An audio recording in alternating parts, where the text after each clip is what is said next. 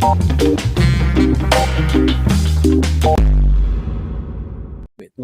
of the things that the GLP is very good at is marketing and PR, and finding ways of phrasing things to distract from the reality.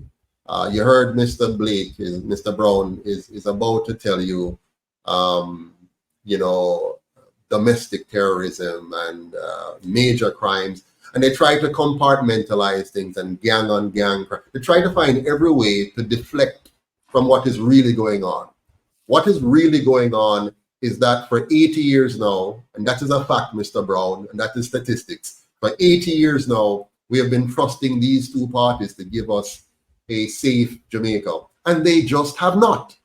Whether or not you're going to point to small periods or blips in the statistics, the fact remains the same, that you have now at 80 years. We now have Andrew Holness as the leader of the JLP, and prior to that we had Bruce Golden, and prior to that we had Siaga, but the trajectory is the same. Now, I don't think we can spend the rest of the night on this, but we can all agree that while the JLP is trying to find various ways to parse out the statistics to justify their existence and to give us the impression that they are succeeding at something we all know they're not succeeding at. We all know that.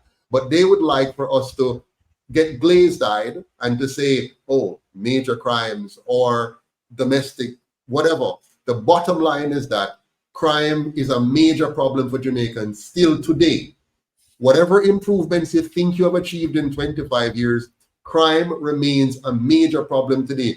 No matter how much money you've spent on it, crime remains a major problem today. The Jamaican people are still feeling insecure. Now, if you want to tell us to give you another term and you're going to do for us what you promised in the first term and didn't achieve, and promised in the second term and didn't achieve, if you're asking us for more time, the answer from the Jamaican people should be a resounding no. My intention for sure. I want us to. I know. I really want the two things were said, and I'll wrap up on this one very quickly. Mr. Brown, we appreciate you being here tonight. We have several issues that we want to get. The time will not permit for us to give any extended time. I know the discussion can always continue. It will never end because the issues are complex and they are vast and so many. But I want to bring up a topic that perhaps collides with crime and even the economy. Big topics like these, the issue of corruption, and I want to play two quick videos once again, and then we can take it from there.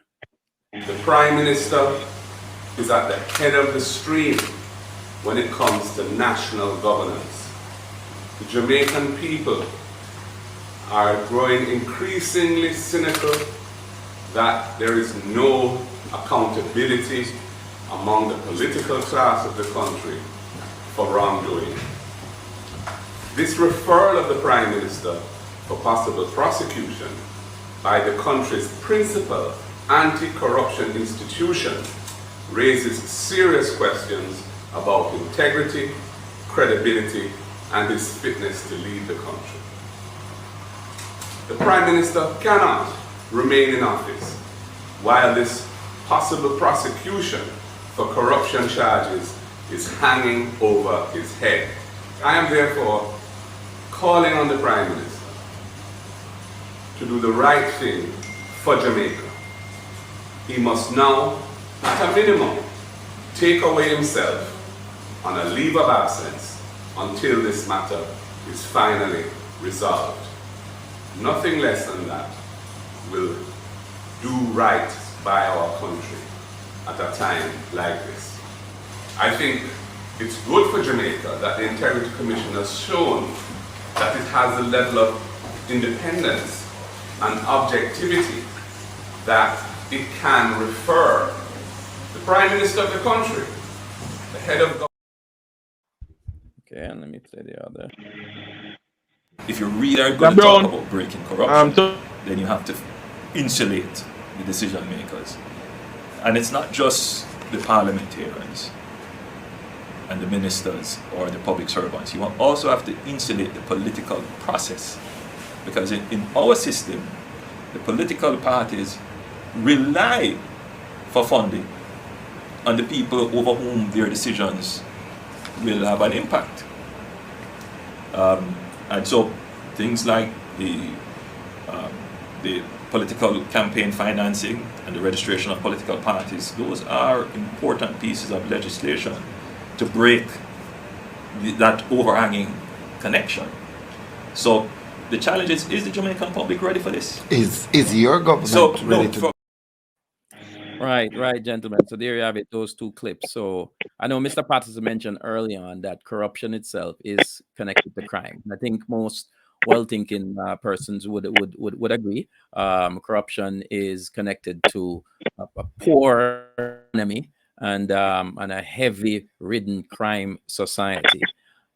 But the credibility of the Prime Minister, is it in question? We know from time to time over the years, we have had the two major political parties, and we know they consistently accuse each other. We know there's been consistent, some of them obviously are justified statements of different members of the PNP in the cabinet having issues with scandals and corruption. Likewise, the Jamaica Labour Party. Mr. Patterson, the credibility of the Prime Minister, and to extension, the two main political parties, the PNP and the JLP, with regards to a history of scandals and so on. It would have been so, what Mr. Golden said would have been so powerful if he was credible and if his party was credible. When you look at the history of these two parties, you're talking about, and I hate to say this, but it is very true. If we were to be honest as Jamaicans, if we were to assess these two parties carefully, we would come to the conclusion that we're dealing with two parties that are a part of organized crime. We would say that. And we would have all the facts, Mr. Brown. We would have all the evidence in the world if we were to decide to bring those to the table and show that these two parties have engaged in massive corruption, including funding criminal gangs, funding dons, giving them government contracts, and all of that. You can challenge me on that, but that is a fact. No, I want to interject, please, Mr. Patterson. Allow Mr. Brown to state clearly on that point. If he's unwilling, to state clearly that we Jamaicans know. Mr. Bishop, can we allow Mr. Patterson to finish, and then we'll come to you? And let us not interrupt each other again. Let's allow the person to finish. And of course, Mr. Moderator, you have to cap us if we're going too long. But for sure. Let us finish. Now, let's think about this major corruption issue called FinSAC, which happened under the PNP, where we had the largest transfer of wealth from the poor and middle class to the hands of a few and even foreign entities.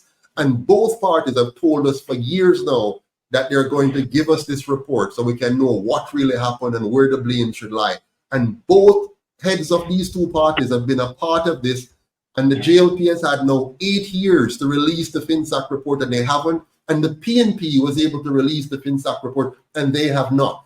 So we can't trust them. So we know I just partisan politics in my place. So we can't trust Golden now when him say what he must say, because we know no teeth no unite. Because when the shoe is on the other foot, he is going to similarly cover up corruption in his party and pull the wool over our eyes. So we can't trust that. But hold on. Listen carefully now to what the Prime Minister said. The Prime Minister said, we have to insulate decision makers. And he too is 100% right. But we know this. They're always able to tell us what the problem is, tell us what the solution is, but never implement it. Look at what we have done. The UIC went to the ECJ and we said, let's fix this problem of insulating our politicians. Let us have a 100% publicly funded campaign financing system, whereby you are funded as a candidate, not as a party, and you're funded by given equal access to the constituents through newspaper, radio, television, internet, town hall meetings, and debates. Give all the candidates equal access, and that is funded by the taxpayer, and no candidate gets money per se, and there's no vote buying anymore, and the PSOJ oligarchs don't own the candidates anymore or don't own the parties anymore. And the Prime Minister, through his delegates, and the opposition leader, through his delegates, refused to take Jamaica in that direction, because even though they know what the problem is, They are both complicit in maintaining the same system of politics where the PSOJ oligarchs fund their campaigns, fund their parties, and then controls the agenda of Jamaica and controls the economy and people of Jamaica through these two parties. If we want real insulation, if we want real transparency, we must have a 100% publicly funded system, and we must also have true separation of powers. We cannot continue to have the executive branch and the legislative branch being mixed together with a prime minister having a say in both branches of government, cabinet members being drawn from the Senate, which is handpicked and appointed by the prime minister and the opposition leader, and MPs also being a part of it. We lack the oversight, we lack the credibility, we lack the transparency. If we really want to fix the problem, let us get serious about fixing it. And what is clear? Neither Mr. Golden nor Mr. Holness nor their two parties are serious about a transparent and effective system of governance in Jamaica. Mr. Bishop, you want to go ahead? On the point of corruption, to Mr. Brown, I'm just going to say, where is Mr. Holness' statutory deduction? That's the one. Second, I'm going to ask, how is it that they want to reform the Constitution without implementing any statement or any clause of impeachment for public officials? Isn't this corruption?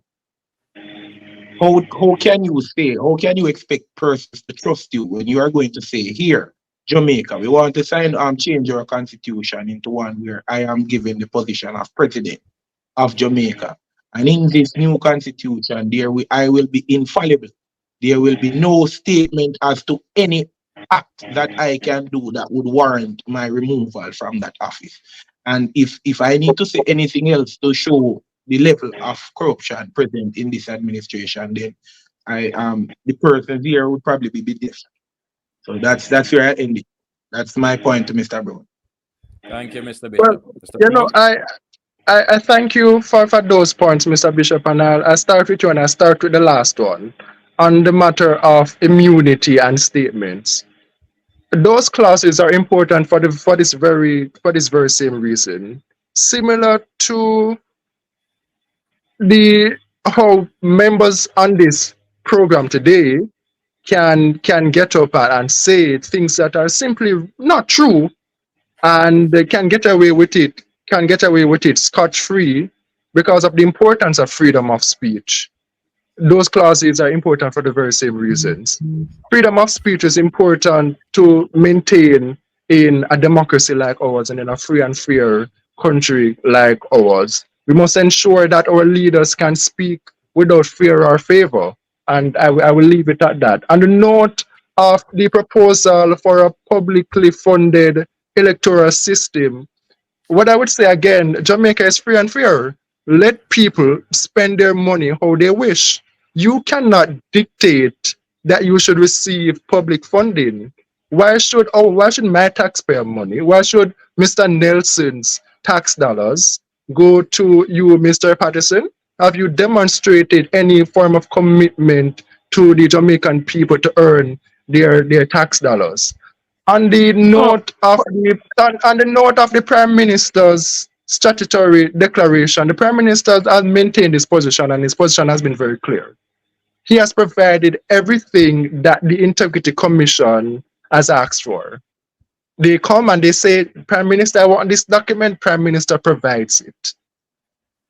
Where is the certification? The better question would be to ask the Integrity Commission. Ultimately, they are responsible. They are properly funded. So why can't they certify the Prime Minister at this time, after the Prime Minister has been quite open and accommodating to their requests? On the note of separation of powers, the parliamentary system has served us well. The parliamentary system is the most stable form of government in the history of the world. That is a fact. When you look at the track record of the presidential model, you see failed states and you see dictatorships. Look no further than our brothers and sisters in the South. When you look at Colombia, Brazil, Argentina, you look at our brothers and sisters in Europe, you look at our brothers and sisters, say, in a faraway land like Russia, those nations are not free, they are not fair. The parliamentary system ensures that the Jamaican people have a stable political and economic system. And on the note of impeachment again, impeachment, quite frankly, is irrelevant in a parliamentary system. The system as designed is properly able to rid itself of bad actors. Unlike a presidential model, where the president is independently elected from the legislature, who heads the executive, and who has a fixed term, in a parliamentary system in which the executive is drawn from the legislature, and they survive on the basis of the confidence of the legislature. Once the legislature decides that the executive is no longer fit for office, whether it's a matter of a crime or simply a matter of a political difference, the legislature has the capabilities to remove them. No, the position is too important for us to leave us into such a subjective manner. The system is fine as is. Mr. Patterson spoke of what compartmentalization and marketing and PR term. Impeachment is simply a buzzword for something that already exists within the parliamentary system, and it's called a motion of no confidence. It's there in the Constitution. It can be used. Why it has not been used, it's up to the incumbent members. But what I can say is that the system as is, it's working. It's a system that does not require wide-ranging revolution and implementation. So here we have implementation of untested and failed. Easier telling us that the system is working. Mr. Brown, I'd like to give this, for the sake of time, Mr. Brown, I'd like to give let me just wrap up and in just a few sentences. Let me finish. The system as is, it's working. It does not require revolution and an unthought implementation of failed and unwise ideas. Mr. Brown, I agree with you that the system is working. The question is who it's working for. So it's not working for the Jamaican people at all in a majority sense. But let me respond to your points. You said that why should the Jamaican people finance me? I'm not asking the Jamaican people to finance me. I'm asking the Jamaican people to understand what is not working and what can work. So right now, what is not working is having the PSOJ oligarchs control our government by funding the campaigns of the two major parties, so that regardless of which of them win, the PSOJ oligarchs is still in charge. I'd much rather a system where all candidates who meet the qualifications to run is given access to the constituents. Right now, those who have the PSOJ's money get the access. The PSOJ controls the radio and the television and the newspaper, and the PSOJ also controls the two parties. So by extension, they control the narrative and they control who gets heard by how many people and how. So what we're doing, the UIC is being innovative and creative, something which I know you're happy with the colonial way of things and what you've gotten from your colonial master, but we want to move on though. We want to demonstrate to the world that we have the capacity to create better systems of governance that will work for Jamaica. So one of them is first and foremost to have a 100% publicly funded campaign financing. So candidates who qualify, who have the experience and have the education level that we need to serve in office are given access to the constituents so that they're heard. That's one. Two, on the matter of separation of powers, what you would like to preserve is this: the Prime Minister, who is not elected by the people of Jamaica directly, but comes out of the partisan machinery and makes his way to the top. For example, the current Prime Minister was selected by Bruce Golding, a disgraced Prime Minister who had to resign because of his connection with serious issues in his constituency. And he became Prime Minister by that kind of shenanigan. And then he gets to hold on to power, because when you are in that seat, here's what you have. As Prime Minister, you get to appoint 13 members of the Senate who become your lackey. And your Prime Minister wasn't satisfied with that. he had to also force them to sign undated resignation letter so that in case they should slip up and forget who is in charge, he can just date that and fire them. That's one.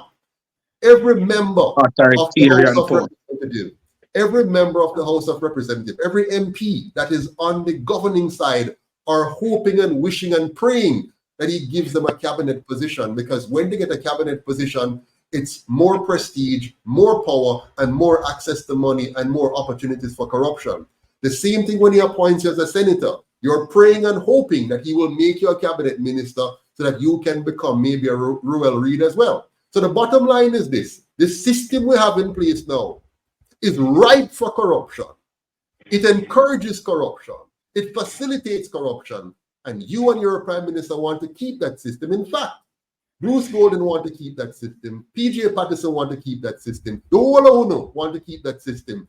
But the UIC is saying it's time for us to take the power from the politicians and put the power back in the hands of the people, or for the first time in the hands of the people. So we want real separation of powers. We want an elected Senate where every single senator is elected one per parish. So you have 14 senators who, when a bill comes to them, they look at the bill and say, how will this affect my parish? And they're going to scrutinize it. So St. Mary's views will be considered. St. Thomas views will be considered. Clarendon views will be considered, and so on. And you want in the House of Parliament now, the legislatures, you want them to be independent of the control of their party, independent of the control of the PSOJ. So when them stand up in a parliament, they are truly representing not the party, not the PSOJ, but the people of their constituencies. That's the kind of separation of power we are talking about. That's the kind of Jamaica we want. A Jamaica where the people of Jamaica, not the party, not the PSOJ, is in control of this country. All right. Thank you, Mr. Patterson. I think we lost Mr. Blake there. Mr. Bishop, you wanted to respond, Mr. Bishop. I'll give you the chance here. I think we lost Mr. Blake there. Yes, I wouldn't want to speak in his absence.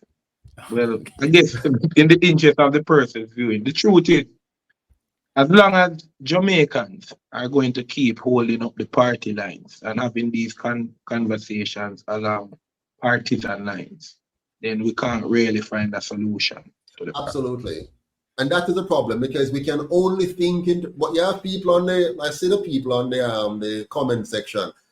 And what we do, if tomorrow morning I should leave the UIC and join the GLP, I can do no wrong for a GLP.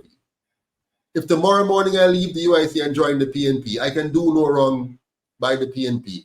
That is, you know who give us that? That is what the same colonial masters. That's the divide and conquer. That is the divide and conquer. That is what they want, and they have succeeded. They have succeeded in getting us to become tribal, and to be so tribal that we can't even see truth when you put it in front of us. If for example, if tomorrow morning Andrew Holness come out and say, you know what, we need to have an elected Senate, every GLP say, yay!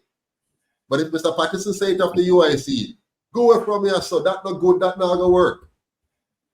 And that is the kind of thing. Because the truth is, the masses are not even operating at a level of intelligence that can analyze these issues, these topics. And Absolutely. I think that is something that they would have implemented pre-emancipation to ensure that they had the minds of the masses colonized with their education systems. We persons need to ask themselves, why is the home language of most Jamaicans something that is not spoken in our schools? The truth is, the school system is more focused on creating British slaves than it is in creating productive citizens for the country. When the China Harbor Engineering Company comes here to work on one of the projects, most of the persons there can't speak any English. The Chinese engineers are talking their own language, but yet they are able to come to Jamaica and erect monolithic structures are great engineering feats with the knowledge of engineering, not their ability to assimilate to the English language.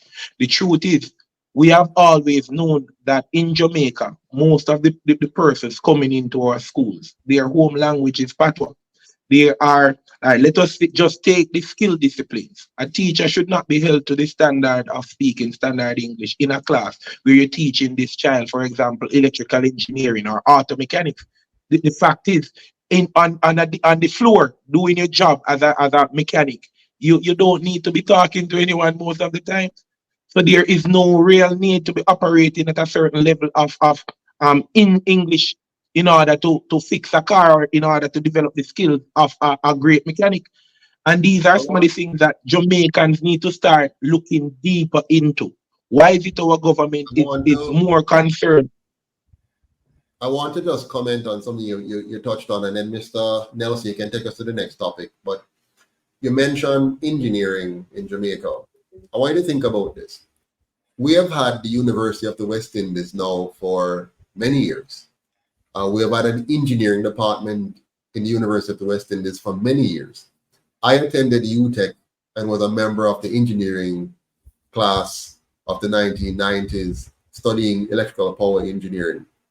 You want to tell me, after spending billions of dollars on our universities, training engineers, we can build roads? We can build highways? Look at the roads that they're accepting now. The roads that they're accepting, all right, like the road, what is a road? A road should be an elevated area to drive that has lower line areas to take off the water. Look at the roads in Jamaica. They have designed the opposite. We have river. They are making riverbeds and calling it roads. Exactly. Like if rainfall at Santa Cruz and you can't drive peacefully because more than half the road is taken up by water. Little rainfall. By the water, that's the waterway. Yeah, but the point I want to make here, Mr. Nelson, Mr. Moderator, is this. We have been spending billions on our universities and our schools, and we've been training engineers.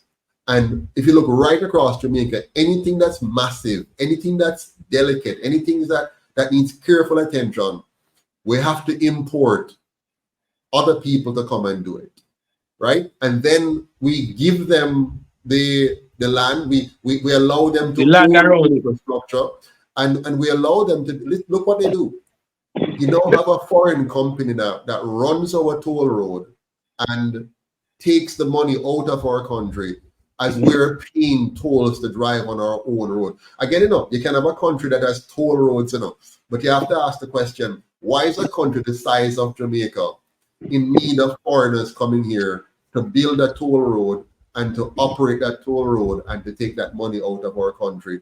Why is it that after we have paid taxes for roads, all of us pay taxes, every Jamaican pay tax. Once you buy something, you're going to pay 15% on it. Before you used to pay 16.5% on it. Every one of us are paying taxes. And for some strange reason, if we can pay tolls and companies can come here and be profitable off our roads, it means that we could have done it ourselves and we didn't have to now offshore the management of our roads and get tolls in place that are now double taxing our citizens while pushing them to drive on bad roads that are not maintained. But that's another story. Thank you, Mr. Patterson. Mr. Brown, I just had a follow-up question. I know you mentioned that and welcome back. Welcome back. Yes, I had some technical difficulties. My phone died. It happens. Yes. Thank you for joining us back. Welcome back. You had mentioned that the parliamentary system has served us well, but in light of, I just want to know under which context do we believe that is the case? I mean, it certainly is not the only form of government that exists, but if we think about corruption and linking it to crime and linking it to the economy and so on, we recognize that a lot of the charges that are laid against the parliamentarians, members of parliament for their actions with regards to mismanagement, misuse of funds, and so on. So we think about a system, like for instance, you think of New Zealand, a country that is recognized to be practically, one of the best, if not the best, the anti-corruption level. One of their focus is a heavy strategy of having independent institutions away from government. So what is the crime then in Jamaica implementing such a system? Separating members of parliament who represents the people in a local setting versus allowing them to be ministers of government and so on and so on. How bad can that be? Again, in what context do you mean that the parliamentary system has served us well here in Jamaica? It's important to look at the alternatives. And the presidential model, which I see has favor with many on this platform. But what's the track record of that presidential system? Again, look at our brothers and sisters in the South and what they've gone through, what they are going through. Dictatorships and failed states again and again and again. That is clear. Parliamentary systems, on the other hand, are far more stable. However, yes, they require tweaks. And yes, they require independent institutions. That's why our framers of our constitution provided independent institutions such as the Auditor General, independent institutions such as the Director of Public Prosecutions. And over time, we have added more. Some within the Constitution, some outside of the Constitution, such as the Electoral Office and the Office of Political Ombudsman, which is now a part of the ECJ. So the track record is clear. What's the harm in trying something new? We know the result of what that new thing is: misery, suffering, and chaos. That's clear for all to see. But Mr. Brown, solution to the problem. Or a solution to the problem. That's one of the benefits of trying something new. You might find something better. Can I respond, Mr. Nelson? Yes, go ahead, Mr. Patterson. Okay. Go ahead. If you notice, nobody on the system here mentioned a presidential system. Nobody said that word. So Mr. Brown has a canned answer. He has a cut and paste answer. He's trying to speak to a problem that we're not even speaking to. When he refers to countries south of Jamaica and that kind of foolishness, he's trying to compare systems of socialism and communism versus capitalism or free market economy, which wasn't our discussion. Our discussion is really around good governance and having proper checks and balances. So what Mr. Brown is telling us, he would rather to continue to have the Prime Minister and opposition leader appoint our senators and create an artificial dichotomy within the Senate and have our senators being compromised in the way that they are. What Mr. Brown is saying to us, he would rather continue to keep ministers of government, also MPs, and create a conflict of interest and dilute their effectiveness. What Mr. Brown is saying to us, that he's happy with the PSOJ oligarchs controlling the two parties and controlling our government. And what we're saying to him, that needs to stop. But I would like to add to that as well, Mr. Nelson, to say this. It's also important that we start having ministers of government who are qualified and competent for the work for which they're being assigned. And so the UIC has also advocated to having subject matter experts as ministers of government. So what we're going to have now is the executive branch, the nuclear executive branch, nominating the best Jamaican for the job, the best person for health ministry, the best person for education, persons who are qualified and competent, then having those persons being vetted publicly by the Senate in a hearing that we can all listen to and follow and see if they meet the credentials that we want, and then having the House of Representatives vote yes or no for their appointment, and to remove them likewise. What do we have today? Today what we have is the Prime Minister unilaterally appointing whoever he wishes from the House and whoever he wishes from the Senate to being a minister of government, whether or not they are qualified and competent to serve in the area. The UIC is trying to lift us to a new standard, a standard of saying we need to have quality, competent persons leading our country. And I'm going to give you a big example. If you look at the way Singapore has managed their country, because they focus on a meritocracy, ensuring that persons are qualified and competent to serve as a politician and as a minister of government, and then delivering quality for their people, we end up with a first world country in 25 years, while after 80 years, Jamaica is still having basic conversation about running water and cutting ribbon for some little boxes for people and calling those homes. It's time for us to move away from that and move Jamaica to a higher standard. And that will never happen as long as we continue to trust Jamaica to the hands of those who have failed us for 80 years now. Thank you, Mr. Patterson. The topics, as I mentioned, they're deep, they're wide, and the discussion sometimes is never ending. I want to give us each now, as we're coming to the end of our discussion, I want to give us each 2 to 3 minutes of reflection on the debate, the discussion. Perhaps you can say something that you wanted to say and never got the chance to. So I give us about 3 to 5 minutes or so each. Mr. Bishop, you want to start? I want to start by saying, like, you see, a leader has to lead. And once the leader for the country feels himself tied or in debt to any oligarchs, any international organizations, then you'll find that that leader may not be able to effectively lead the country. I think the leader for Jamaica that will take Jamaica to a better place has to be a leader that is solely tied or has a sole responsibility to the Jamaican people to ensure that Jamaica as a nation advances to a more productive place in the world. The fact is, as a nation, as a country, we have a lot of resources that our government is not even able to see. Just our geographic location, the equilateral belt, gives us the living conditions where we don't need to run any heat. There is no energy cost for heat in the homes in Jamaica, and we do it with good site management or maybe construction planning. We don't even need AC in our houses to be comfortable in Jamaica. We also have almost 10 hours daily of solar lighting.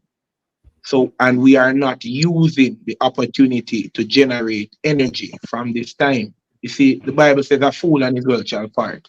And I see this Andrew Bolness administration as that fool. In fact, I see the governmental collusion that has been left here to keep the people ignorant of the facts. I think they are just holding the people down because they don't really want to activate solutions to these problems. They just want to maintain the status quo, which is that most persons in Jamaica remain poor, ignorant, and hence a slave to the system, instead of coming up with policies that can truly contribute to the development of the nation and the individual or the personal success of the individual, so that we can have a better place or reach a better place as a nation. That's it.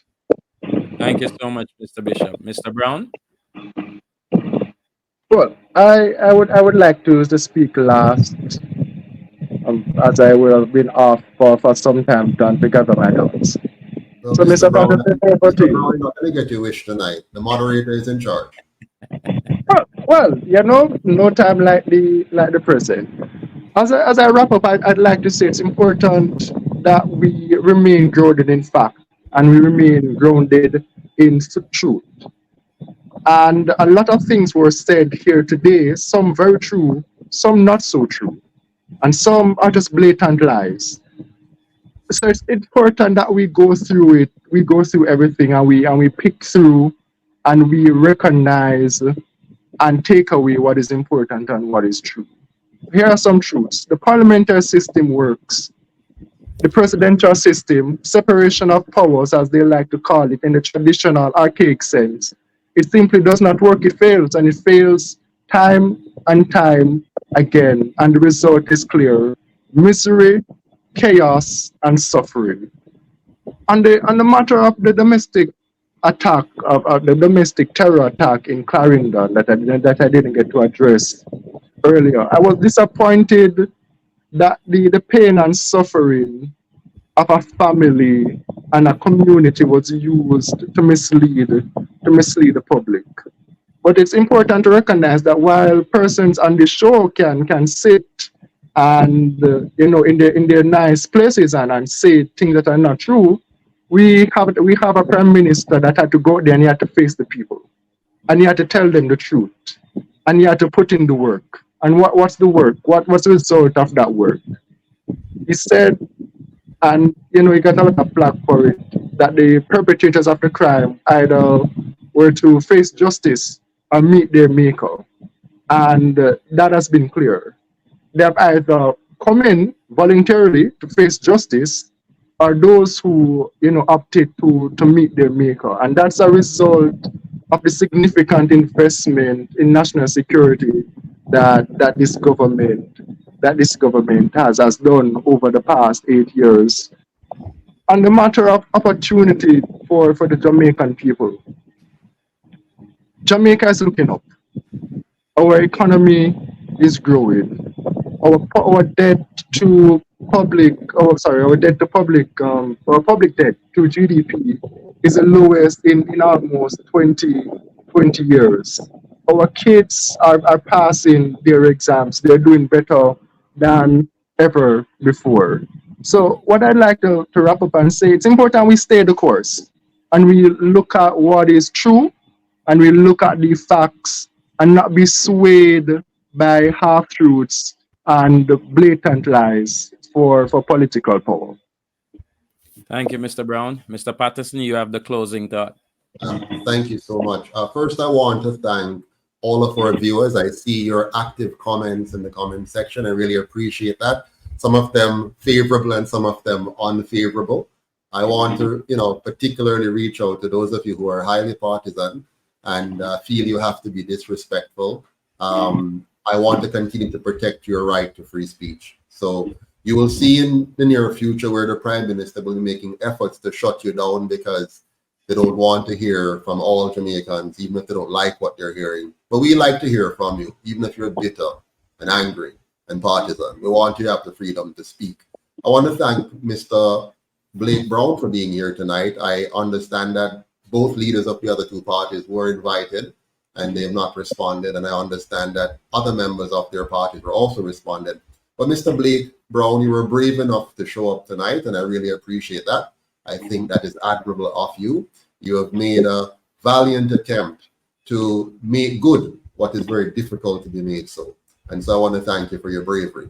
Mr. Glenn Bishop, I love your independent thinking. We don't always agree, but I want to thank you very much for, bringing your thoughts to the process. And I want to close by sharing with you the ingredients for a successful nation. We don't have to look very far to find them. Singapore has demonstrated to us clearly what needs to be done. And the first thing we have to do is to get rid of political corruption from our system. That's the number one thing that made Singapore the success that they are. Our leaders, our misleaders, have failed to address corruption. Even now, the Prime Minister remains tainted and the opposition leader lacks credibility.